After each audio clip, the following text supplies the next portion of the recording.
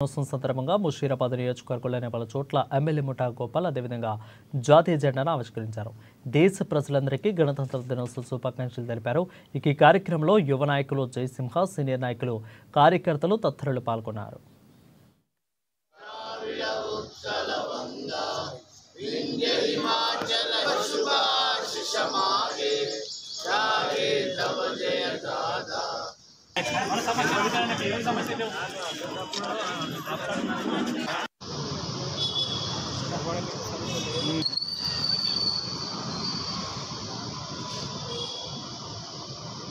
बोलो स्वतंत्र भारत के वंदे वंदे